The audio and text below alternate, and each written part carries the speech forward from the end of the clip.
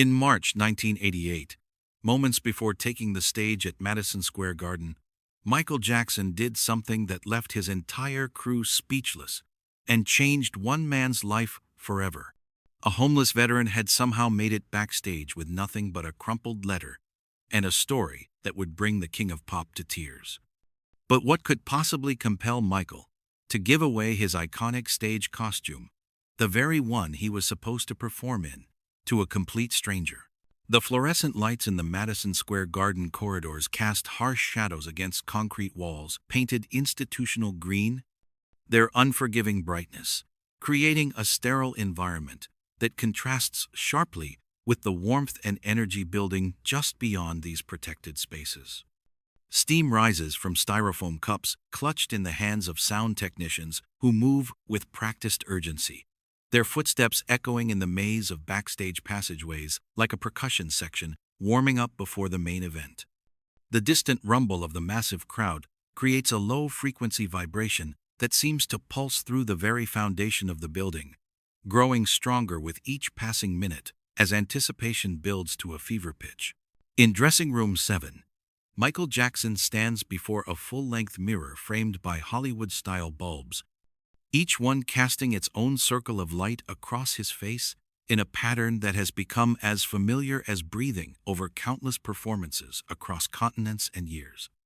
His signature stage costume hangs on a nearby rack, its surface catching fragments of illumination like scattered stars against the darkness of space. Every crystal, every carefully placed bead represents months of meticulous craftsmanship by artisans who understand that their work will transform a man into something larger than human under the stage lights. His famous white glove rests on the vanity table beside tubes of makeup and bottles of water, waiting for the ritual transformation from man to legend that has played out in venues from Tokyo to London. The pre-show energy crackles through the air like electricity before a storm, charging every surface with anticipation that borders on the supernatural. Crew members speak in hushed, urgent tones as they coordinate final sound checks and lighting cues, their voices creating a symphony of preparation that has become the soundtrack to Michael's pre-performance hours. The bass line from the opening number reverberates through the walls during rehearsal, a thunderous heartbeat that will soon drive the audience into euphoria, each note calibrated to perfection. After months of touring and refinement, bodyguards patrol the hallways with military precision, their earpieces crackling with updates about crowd control and entrance protocols, their presence a constant reminder of the careful choreography required to manage an event of this magnitude. Their voices carry reports of fan gatherings outside, of traffic patterns altered by the sheer volume of people converging on this single point in Manhattan, of the logistical miracle required to move thousands of bodies safely through concrete corridors designed for far smaller numbers. Michael adjusts the collar of his shirt, his movements deliberate, yet betraying an underlying tension that no amount of experience can completely eliminate. The routine has become second nature over hundreds of performances, each gesture refined through repetition until it achieves the status of ritual, but tonight carries a weight that feels different from the familiar pre-show electricity. The air itself seems charged with anticipation, as if the universe is holding its breath for something unprecedented to unfold, something that will transcend the boundaries between performance and reality. Outside these protected walls, fans press against barricades with signs bearing his name, their voices joining in spontaneous choruses of his greatest hits, creating a living jukebox that celebrates not just his music, but the shared experience of being alive in this moment. The clock on the wall ticks toward showtime with mechanical indifference, each second bringing him closer to the moment when he must step through that curtain and become the performer the world expects. Yet the familiar pre-show butterflies flutter in his stomach, not from fear of the performance itself, but from an inner calling that whispers this night will be remembered for reasons no one can yet imagine. Beneath the carefully constructed exterior of the King of Pop lies a man carrying invisible weights that no amount of fame or fortune can lift from shoulders that have borne the expectations of millions since childhood. The success of the Bad album has exceeded every prediction, breaking records and cementing his place in music history with the force of a cultural earthquake. Yet each achievement seems to build higher walls around his increasingly isolated world, creating a fortress of success that protects and imprisons simultaneously. The media follows his every move with relentless scrutiny, dissecting each gesture and analyzing every decision through lenses of speculation and sensationalism that transform simple human actions into headlines and controversies. Michael's hands move to his temples, massaging away the familiar tension that accompanies these moments of solitude before performance. Moments when the weight of responsibility settles on him, like a heavy cloak woven from the dreams and expectations of strangers.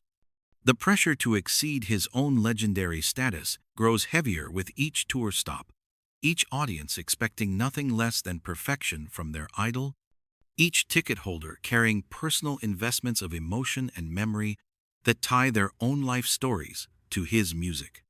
The weight of thousands upon thousands of individual hopes and dreams rests on his shoulders tonight. A sold-out arena of people who have invested their time, money, and emotions in witnessing something magical, something that will justify their faith in the transformative power of live performance. His manager bursts through the door with clipboard in hand, rattling off last-minute details about stage positioning and costume changes with the efficiency of a military briefing. His words, carrying the urgency of someone whose livelihood depends on the precise execution of entertainment as business. The words wash over Michael like background noise as he focuses inward, searching for that spark of genuine connection that initially drew him to music as a child singing with his brothers, back when performance felt like play rather than obligation.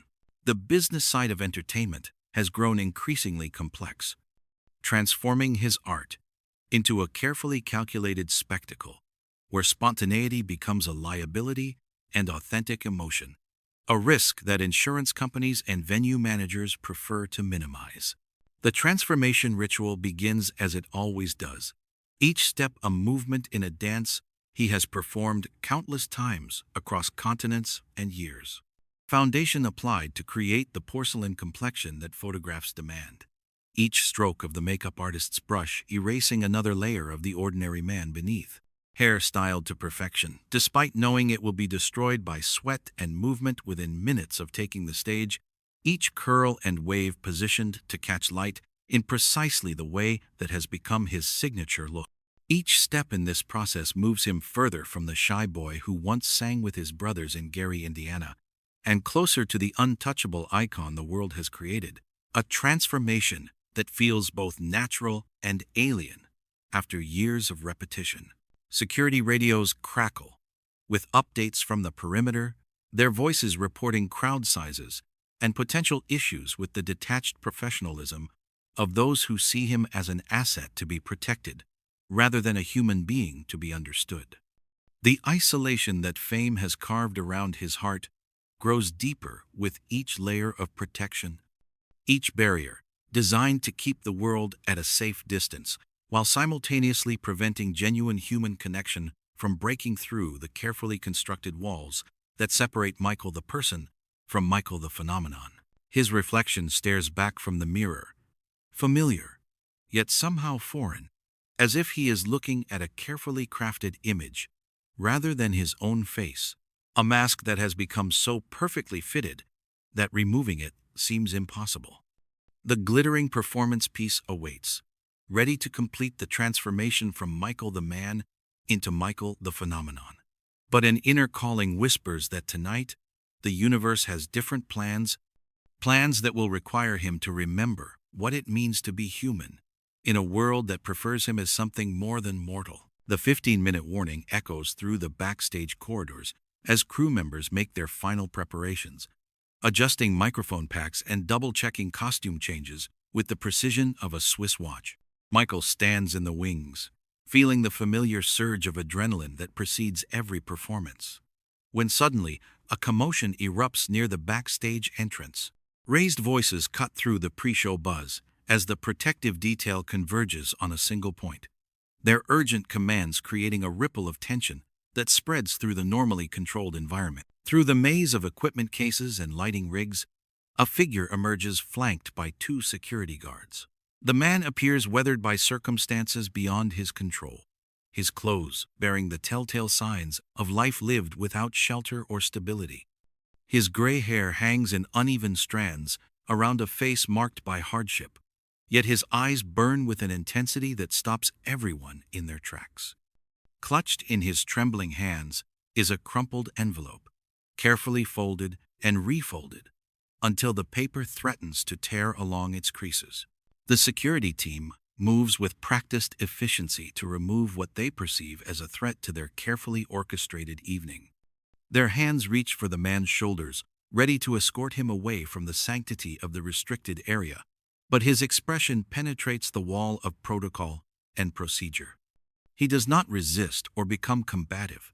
Instead, he stands with quiet dignity, holding that envelope like a sacred relic, his gaze searching the faces around him with desperate hope. Michael freezes mid-stride, his hand suspended above the crystalline jacket he was about to don. The transformation ritual halts as an instinct from within kicks in, some recognition that transcends the boundaries between celebrity and civilian. Against every protocol, against the urgent gestures of his security team, against the ticking clock that demands his presence on stage, Michael steps forward into the circle of tension that has formed around this unexpected visitor. The homeless man's story spills out in fragmented sentences, each word weighted with grief and love intertwined. He speaks of military service that ended with invisible wounds, of a family that slipped away like sand through fingers, of a daughter whose laughter once filled rooms, now empty and silent. His voice cracks as he explains how that little girl would dance to Michael's music in their living room, spinning and singing, until her final days when illness stole her voice, but not her joy in the melodies that connected her to something larger than pain. The wings fall into absolute silence. The capacity audience waits beyond the curtain, unaware that their evening's entertainment has been suspended by a moment of raw human connection. The envelope contains a photograph, edges worn smooth by countless touches, showing a young girl with braids and a smile that could light the world. Frozen in mid-dance to music that will forever link her memory to this moment, time stops. The machinery of show business grinds to a halt. In this pocket of space, between the ordinary world and the realm of performance, two souls recognize each other across the vast divide of circumstance. Without hesitation, without consulting managers or security protocols, without considering the thousands of people waiting beyond the curtain, Michael Jackson steps forward and places both hands firmly on the homeless man's shoulders. The gesture carries no calculation, no awareness of cameras that are not present, no consideration of public relations consequences. It springs from his truest nature beyond the manufactured persona of the king of pop, from the part of him that remembers what it means to be simply and completely human in the face of another person's pain. The shimmering garment that represents months of preparation, thousands of dollars in craftsmanship, and the visual centerpiece of this evening's performance becomes suddenly irrelevant. Michael lifts it from its place of honor and extends it toward the man with both hands, the way one might offer a sacred gift. The crystals catch the harsh backstage lighting one final time before finding their new purpose, not as a costume for entertainment, but as a symbol of recognition between two fathers who understand loss in different languages. The guard, contingent, and crew members stand frozen in disbelief as their carefully controlled environment transforms into something unprecedented. This is not part of any script, not included in any contingency plan, not covered in any manual for managing celebrity interactions. Yet no one moves to intervene, because Michael's demeanor communicates that this moment transcends their authority, their schedules, their understanding of how these situations should unfold.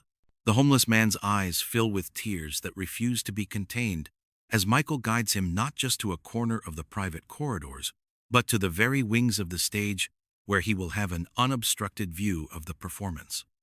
The irony is not lost on anyone present that the man who owns nothing will tonight have the best seat in the house, while the performer who could own anything has chosen to give away the very symbol of his status. When Michael finally takes the stage in a simple black shirt, the sea of fans witnesses what they believe to be a wardrobe malfunction or artistic choice, unaware they are watching the greatest performance of compassion in music history.